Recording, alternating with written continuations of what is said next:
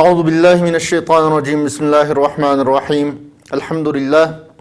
الحمد لله الذي أنزل على عبده الكتاب ولم يجعل له عوجا.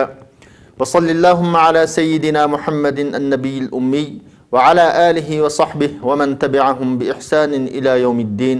ثم أما بعد. السلام عليكم ورحمة الله وبركاته. Allah subhanahu wa ta'ala'nın fazli ve muvaffaq qilishi bilan bugun Sura Hujurat degan surninki tafsiri haqida va bu surninki bizning bugungi hayotimizda ruhininki qandoq bo'lishi, bu surdagi adab, axloq, qoida, prinsiplarga, hukmlarga musulmonlar bugungi hayotimizda amal qilsak, tatbiq qilsak qandaq yaxshi jamiyatning qurilishi, yaxshi muhitning barpo bo'lishi, umumiy g'alaba, ustunlikning musurdagi adab axloqlarga rioya qilish va musurdagi prinsiplarga bo'ysunish bilan munosabatlik haqida, munosabatining borligi haqida to'xtalamiz. Bu sura bo'lsa Madina tushgan surlarning biri 18 oyatdan tarkib topgan.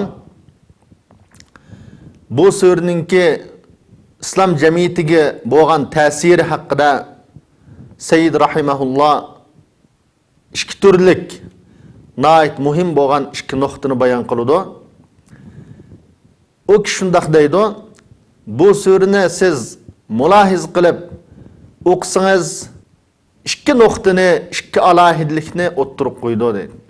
Birinchisi, bu suraning umumiy nishoni, g'oyasi nayt go'zal, sog'lom bir jamiyat qurib chiqish, sog'lom bir muhitni barpo qilish.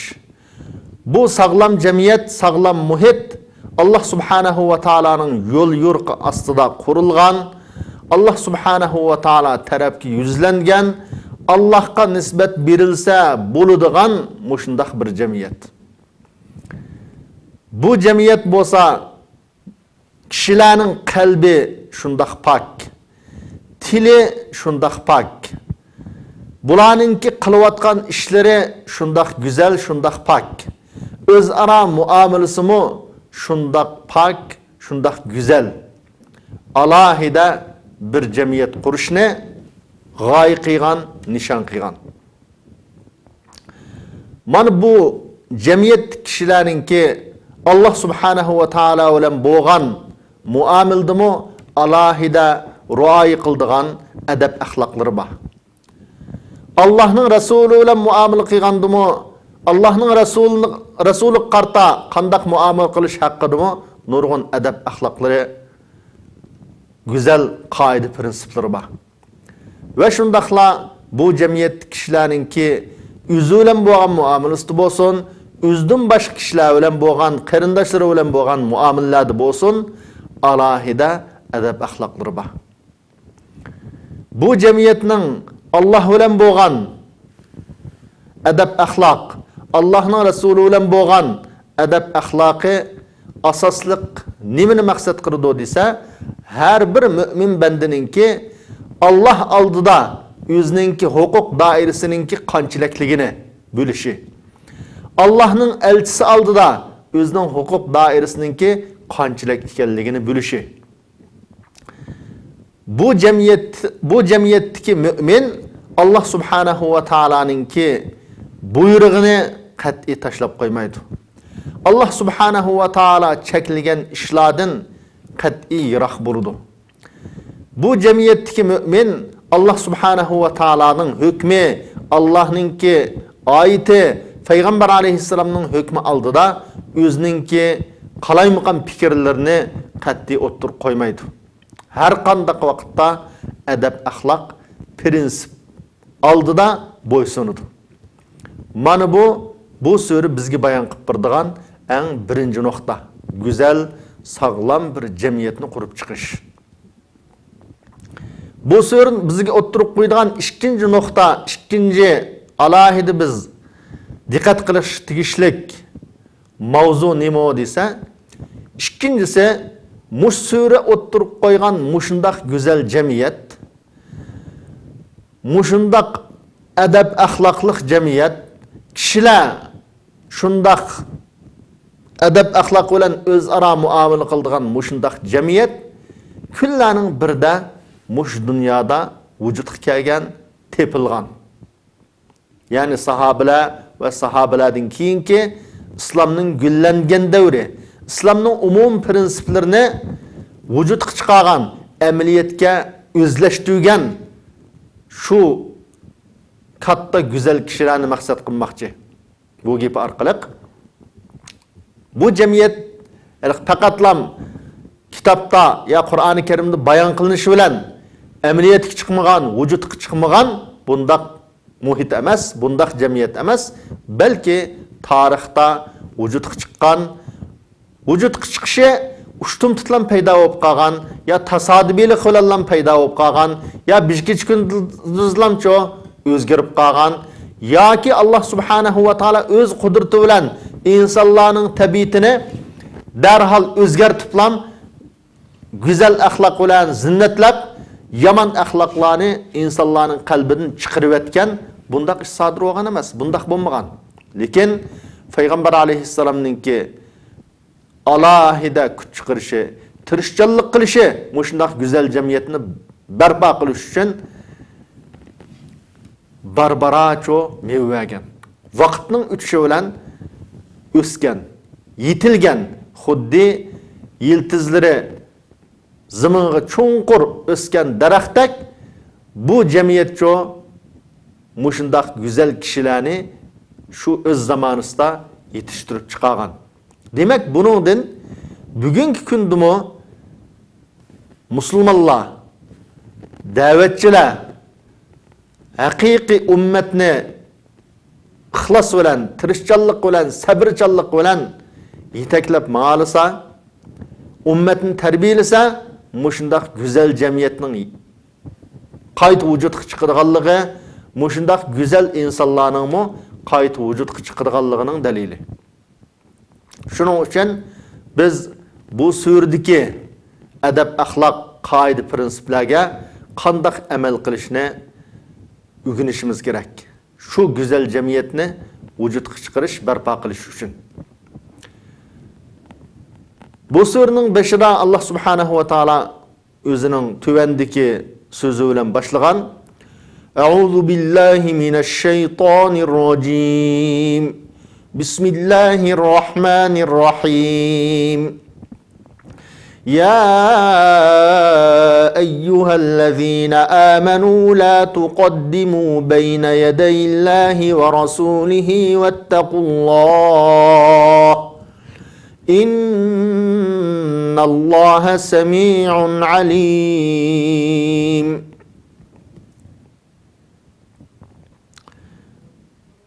Bu ayetninki şu sebebi hakkında İmam Qurtubi rahimahullah 6 türlük sebepni bayan qilgan. Men asosliq İmam Buxoriy rahimahullah naql qilgan bir sebepni o'ttirib qo'yish bilan gapimni boshlayman. İmam Buxoriy bayan qilgan bu oyatning shu sababida Payg'ambar alayhissalomningki yaniga Tamim qabilasidan bir umak kelgan dedi. Madinadagi vaqtda musulmon bo'lib kelgan. Kelgandan keyin bular Payg'ambar alayhissalomdan ilm o'rganish, islomni o'rganish maqsadida kelgan. Bularga bir amir saylash masalasi o'ttirib qo'yilgan. Ya'ni boshliqdan birini saylash qaytgandan keyin shularning ishlariga ega bo'lashqa boshliqdan birini saylash masalasi o'ttirib chiqqan. Payg'ambar alayhissalom palani mushularning amiri bo'lsin deb gap qilishdan burun Abu Bakr Siddiq radhiyallohu anhu ya Rasululloh amir alayhim al-Qa'qa' ibn Ma'bad. Ya Rasululloh ularga Qa'qa' ibn Ma'bad degan kishini boshliq qilsizlar degan. Degandan keyin Umar radhiyallohu anhu qopab ya Rasululloh ularga al-Aqra' bin Habis degan kishini boshliq qilsizlar deb mushunaq degan. Degandan keyin Abu Bakr as-Siddiq radhiyallohu anhu ma aradta illa khilafi. Sen faqat men qarshi fikr bayon qilishni maqsad qilding. Bu ikkisining qaysini qilsa nima bo'pti? Aqroni qilsa nima bo'pti? Deb mushundaq degan. Umar radhiyallohu anhu qopab, "Voy, men sen qarshi fikrni bayon qilishni maqsad qilmadim." deb bu ikkilancho mushada gap talishib qolgan dedi. Gap talishib qilib, shu vaqtda bu oyat tushgan. Hatta ovozlar ko'tarilib ketgan. Shuningdan keyin bu ovoz haqida mo ikkinchi oyatda alohida to'xtaldi. Demak, payg'ambar alayhissalom gap qilishdan burun bu ikkilan gap talishib ketgan bo'g'achqa, ovozlar ko'tarilib ketgan bo'g'achqa, shuning uchun bu oyat tushgan. Uningdan boshqa İmam Qurtubi rahimahullah bir necha voqealikni aytgan. Shularning qatoridan bir qism musulmonlarning Rasululloh hayit namozini o'qishdan burun qurbonlik qilib o'tganligi, andin Rasululloh bu qurbonliklarga go'sh olibdi, qurbonlik bo'lmabdi, qayta bo'g'izanglar deb buyurganligi. Va shuningdan boshqa bir necha turlik vaqtidan burun ibodatni qilib olganlar qarta deb bir necha turlik fikr bayon qilgan. Lekin bu yerdagi asosli muhim nuqta nima desa, xuddi al-Qodi Abu Bakr ibn Arabi degandek, har qandaq so'zda bo'lsin, qiliqda bo'lsin, payg'ambar alayhissalomning oldiga kirib olish, Rasululloh fikrini bayon qilishdan burun o'zi gap qilib ketishninki adabsizlik ekanligi, payg'ambar alayhissalomga bo'lgan hurmatsizlik ekanligini bayon qilmoqchi. Bu oyatning ma'nosi iymon etgan kishilar, iymon etgan mu'minlar deb boshlanadi. Demak, iymon etgan mu'minlar deb boshlaganligi 11 turlik iymon islomning ruknlarini o'z ichiga olib ketadi qarindoshlar. Ya'ni iymonning 6 rukni, islomning 5 rukni hammasi qo'shilibcho 11 turlik iymon islomning asosini o'z ichiga olib ketadi. Yani imanның 6 rukniga ishongan, islomning 5 rukniga ishongan umumiy mu'minlar demakchi. Mu'minlar sizlar Allohning rasulining oldiga kirib olmanglar. Allohning rasulining oldida yetimoq saqollik qilmanglar. Allohning rasuliga bir masala o'tirib qo'yilsa, ma'lum hukmni chiqarish uchun Allah o'zining payg'ambariga vahiy orqali yoki payg'ambar alayhissalom o'z fikrini bayon qilishdan burun sircho uningga oldirab javob berib, oldirab gap qilib, oldirang'ulik qilmanglar. Allohdan sizlar qo'rqinglar. Ya'ni Allohning musha yetimoq saqollik qilmanglar degan buyrug'iga amal qilish bilan sizlar Allohning rasulining oldida hurmat bilan turishni o'rganinglar. Allah subhanahu va taolo sizninki mushundaq Allohning buyrug'ini qo'yib yetimoq saqollik qilganingni mayli so'zda bo'lsin, ishda bo'lsin, buni albatta hammani anglab turdi, hamma xatoliqlarini bo'lib turdi demakchi. Demak, bu oyat bizga mush oyat haqida Sohibul Adwa shundaq deydi, Adwaul Bayan degan tafsirni yozgan kishi, bu oyatdan bo'lgan maqsad nima, buning ma'nosi nima desa, sizlar ey mu'minlar Allohning dinida ilimsiz turib, o'zinglar uning hukmini bilmay turib, har qanday ishticho gap qilmanglar.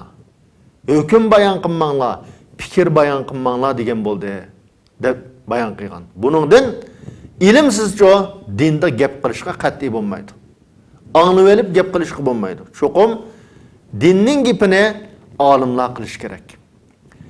Va shundaqla bu kishining yana bir so'zi, bu oyatdan chiqadigan yana bir hukm, yana bir mazmun nima desa, har qanday narsani Alloh halol qilgan bo'lsa halol, Alloh harom qilgan bo'lsa harom.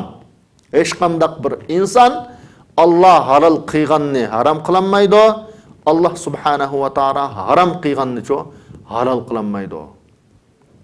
Allohning hukmiga ishtirok oldigan, sheriklashadigan hech qanday kishi yo'q deb bayon qilgan. Bu haqda va la yushriku fi hukmihi ahada nech oyatlar bor. Tafsirul Alusini yazgan mufassir alim bu ayet hakkında şundaq degan. Yani bu ayetin bo'lgan maqsad nima desa, har qandaq ishda so'zda bo'lsin, qiliqda bo'lsin, Payg'ambar alayhissalomning oldiga kirib ketmaslik. Rasululloh hozir bizga nisbatan Rasululloh o'lib ketdi.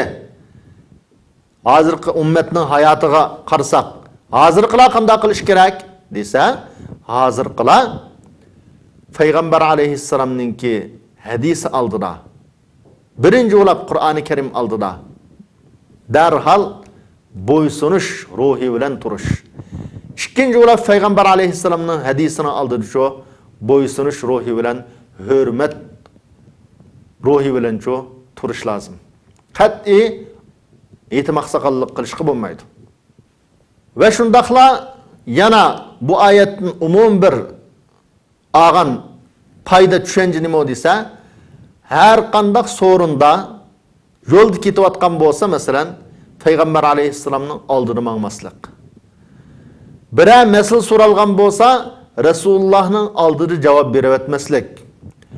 Mehmondochilik so'rinlarda Rasululloh tamoqqa qo'l uzatishdan buruncha qo'l uzatmaslik. Uch turli ishda alohida diqqat qilishni tashabbus qilgan. Biz bugungi kunda Payg'ambar alayhissalom yo'q. Lekin Payg'ambar alayhissalomning varislari bor. Payg'ambar alayhissalomning varislari kim o? Ahli ilmlar, ustozlar. Shuning uchun Payg'ambar alayhissalom hadis sharifda "Wala fadlul alimi alal abidi kafadlil qamari laylatal badri ala sairil kawakib. Al-ulama'u warathatul anbiya. Wa innal anbiya'a lam yuwarrithu dirhaman wala dinara, walakinnahum warathul ilm. Faman akhadhahu akhadha bihazzin wafir." Olimninki ortiqchiligi, fazilati har davom ibodat bilan shug'ullanadigan obid qilishdigan vaqtda nimaga o'xshaydi desa, to'lin oy kechisidagi oyga o'xshaydi. Ya'ni 14 kunlik oyga o'xshaydi, qolgan yulduzlarga selishdigan vaqtda deydi. Qolgan yulduzlarga osmondagi to'lgan oyni selishtirsak, farqni albatta his qila olamiz. Qolgan yulduzlar hatto oyning nuri bilan yulduzlar ko'rinmay qoldigan ahvol bor. Demak, mushuning o'xshash deydi olimning fazilati. Olimlar payg'ambarlarning varislari. Payg'ambarlar mal dunyoni meros qo'yib ketmadi. Ular ilmni qo'yib ketdi. Qandaq bir odam mush ilmga erishsa, olim bo'lsa, mana bu nayt zo'r nisiviga, zo'r Payg'ambar alayhissalomning eng ulug' merosiga erishgan bo'ladi degan qarindoshlar. Shuning uchun biz olimlarimizdan ayrilib qolmaylik. Ustozlarimizdan ayrilib qolmaylik. Buning ma'nosi har qanday bir so'rinda olim bo'ladi ekan, savol tashlansa, cho'qim u savolga olim javob berish kerak. So'rinda o'ltagan hammadan tangab qilib, olimni bu yerda qo'yib, e'timoqsaqallik qilishga bo'lmaydi. Bu buyuk axloqlarning biri. Tamoq kelsa, ash ustozlar tamoqni boshlash kerak. Yo'lda menish olsun, har qanday vaqtda biz o'zimizningki olimlarningki hurmatini qilishimiz kerak. O'zimizning olimlarningki hukm fatvolarini anglashimiz kerak. Chunki ular bizning vaziyatimizni eng tushundiganlar. Biz hozirgacha nurg'un xalqimizning ishidan jutdan molla chiqmabdi deydigan bir gap bor bizning yurtimizda. Ma'lidan molla chiqmaydi deb. Nima deganlik u desa, masalan, ma'lum ma'lid bir olim bor. Jutdagi odamlar odamning qadrini bilmaydi. Lekin her jutdan 300 kilometr yiroqlikdan odamlar o'quvchilar kelib o'qiydi burungi zamondami. Nima uchun desa, uning qadrini to'niganlar bildigan gap. Bu bo'yicha muomala qilavermayli. O'zimizning olimlarning qadrini bilayli. Mayli arab bo'lsin, mayli qaysi millatdagi olimlar, da'vatchilar bo'lsin, ular bizning vaziyatimizni, Uyg'ur musulmonlarining vaziyatini o'zimizning ishidan chiqqan Uyg'ur olimlardek bilmaydi. Undaq tushunmaydi. Uyg'urlarning manfaatining nima ekanligini, nima ish ekanligini ular yaxshi bilib olmaydi. Shuning uchun biz o'zimizning mayli cho'ng-cho'ng siyosiylarimiz bo'lsin, mayli olimlarimiz bo'lsin, o'zimizdan chiqqanlarga alohida hurmat bilan qarayli, ularning yo'l yo'riqlari, ularning fikrlarini alohida diqqat bilan anglayli va shundaqla amal qilishga tirishsak bo'ladi. Kamchiliksiz inson bo'lmaydi. Biz nima uchun arab bo'lsin, boshqa millat bo'lsin, uning biz videoda tablig'ini angladik yoki ovozli tabliqlarini angladik, uni tunimidik, ko'rmadik. Shunga u bizga nisbatan farishtadek ko'rinib ketishi mumkin. Yenimizdeki ehlilimler çoğu dese biz onu her gün görüp durmaz, aralışıp durmaz, görüşüp durmaz. O adetteki de görünüşü mümkün. İnsanın tabiatı muşunda. Lekin biz her kanda biz çoğun bilgen ehlilim bilen bir aralışıp bakaylı, Araplardan bolsun, başkalardan bolsun. Şum onun insan ikenligini bilip his kılalayımız. Onun hatalaşırganlığını his kılalayımız. Xuddi Uygur ehlilimler, Uygur siyasetçilininki bazı kemçillikleri gözümüz körünüvelep, vay muşunda adamning keyindan mağamdık degandek özümüzlik yo'g'onchilik qilib to'g'inimiz bilan biz Bani İsrailni doğurmayli. Mekke müşriklari Peygamber aleyhisselam vahiy tushgan vaqtda va qalu ma li hadha ar-rasul ya'kulu at-ta'ama wa yamshi fil aswaq. Aşınımı bir ergeçmeslikning sebebi qilgan. Vay bu peygamber muşunda tamak yeyişürse bizge okşaş. Bazal düşürse kanda bu peygamberge ergeçkin oldu degen müşrikler. Nima uchun? Peygamber aleyhisselam şularning işidan chiqqan bir adam bo'lg'achqa. Işidan chiqqan bir adam bo'lg'achqa, ashunda qalayimqan gap qilgan bo'lar. Kim bo'lsa o'tam do'liga. Tamak yemaydigan, bazal düşürmeydigan, malaikadan biz so'ramdi masalan bir narsa yemaydigan, ergish uchun. Şuna bizni xatoliqsiz farishta tushib bizning qo'mondonimiz bo'lmaydi. Bizning yetakchimiz bo'lmaydi. Chuqur bizni yetaklaydiganlar o'zimizning ichidan chiqqan siyosiylarimiz, o'zimizning ichidan chiqqan ahlilimlar bo'ladi. Farishtani kutmayli. Payg'ambar kutmayli, bundan keyin payg'ambar kelmaydi. Payg'ambar xatolashmaydi. Farishtalar xatolashmaydi. Lekin inson bo'ldi-kancho bu xatolashadi. Biz ergishishimiz uchun ma xatolaştı deganni bana qilib o'zimiz bilgan ishni qilsak, bugünkidek mushunda nurg'un ziyonni tatib o'ltiramiz qarindoshlar. Shuning uchun bu oyatdan bizning oldigan eng muhim ru'ay qilishga tegishli adab nima desa, tabiiy holda Allohning rasulining oldida yetmoq saqollik qilmaslik, ya'ni Qur'oni Karim Payg'ambar alayhisolamning hadislari oldida yetmoq saqollik qilmaslik.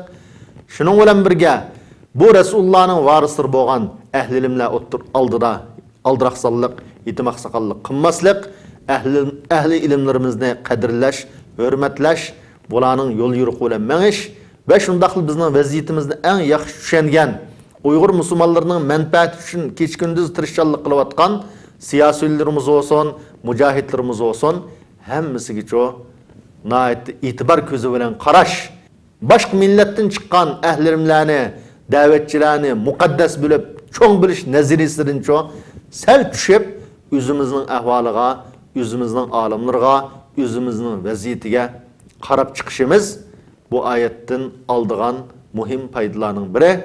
Allah subhanahu wa ta'ala hemmalden razı olsun. Subhanakallahumma bihamdik. Neşhedü en la ilahe illallah. Nestağfiruka ve netubu ileyk. بسم الله الرحمن الرحيم والعصر إن الإنسان لفي خسر إلا الذين آمنوا وعملوا الصالحات وتواصوا بالحق وتواصوا بالصبر